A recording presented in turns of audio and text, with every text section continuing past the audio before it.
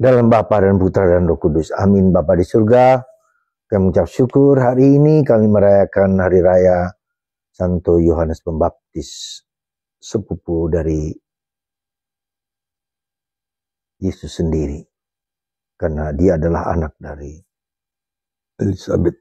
Bantu kami ya Bapa untuk menyelami, memahami, dan menerima keagungan kebesaran karya hidup dari Santo Yohanes Pembaptis. Terpujilah namamu kini dan sepanjang segala masa. Amin. Para saudara, Santo Agustinus mengatakan bahwa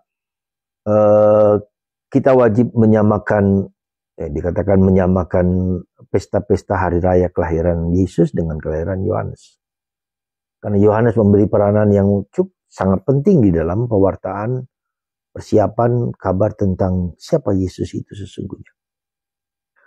Jadi sungguh-sungguh Tuhan itu mempersiapkan jalan putranya Yesus untuk datang ke dunia, ya, menjadi katakan pelaku penting di dalam mewartakan siapa Yesus sesungguhnya itu. Ya. Kita lihat bagaimana ketika Bunda Maria mendapat kabar dari malaikat Tuhan, dan malaikat Tuhan mengatakan bahwa saudarimu yang sudah tua itu mengandung karena Roh Kudus juga. Jadi kita bisa melihat bahwa disinilah Tuhan mempersiapkan segala-galanya bagi kita. Ya, Tuhan menyatakan kepada kita bahwa Dia mempersiapkan orang yang pantas dan layak untuk mempersiapkan putranya Yesus. Ya, dan kita tahu bahwa Elizabeth dalam usia tua yang mendambakan seorang anak, dan tak bisa dijelaskan secara biologis, secara manusiawi bahwa dia bisa mengandung.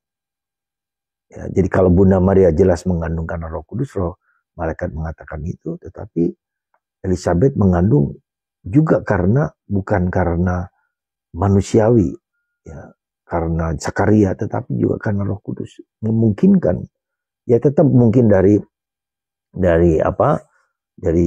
Zakaria, tetapi yang tidak mungkin ini menjadi mungkin. Itu satu hal. Yang kedua, kita bisa melihat bahwa Yohanes Pembaptis ya telah disiapkan Tuhan sejak awal untuk karya-karya Allah. Demikian juga kita semua. Sebetulnya sejujurnya dalam Mazmur 139 Tuhan menuntun kita dalam rahim ibu kita, mempersiapkan kita untuk menjadi hambanya, menjadi miliknya.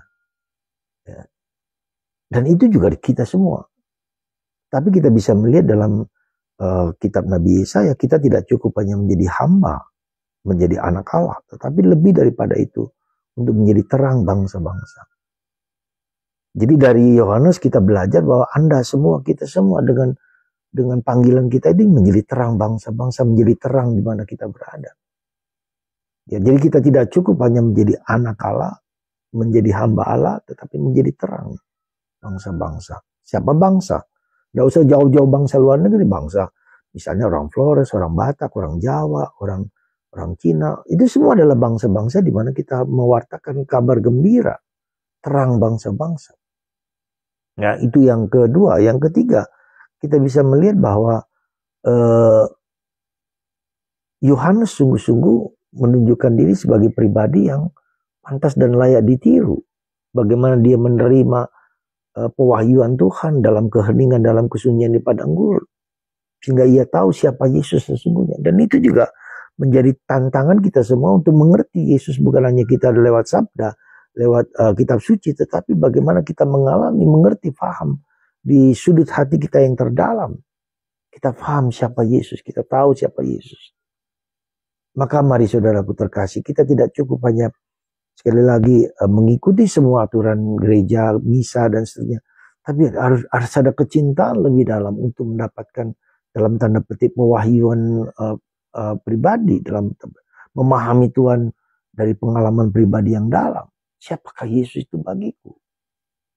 Ini tantangan yang besar bagi kita, saudara. Jadi kita tidak hanya menjalankan semua yang perlu dan cukup untuk kita, ya.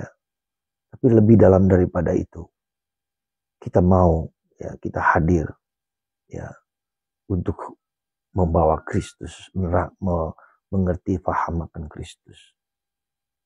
Tuhan memberkati Anda semua dan kita semua. Semoga kita semakin mencintai Kristus. Siapa Yesus bagiku? Dan apa yang Tuhan inginkan bagiku? Tuhan memberkati Anda semua. Dalam nama Bapa, Putra, dan Roh Kudus. Amin.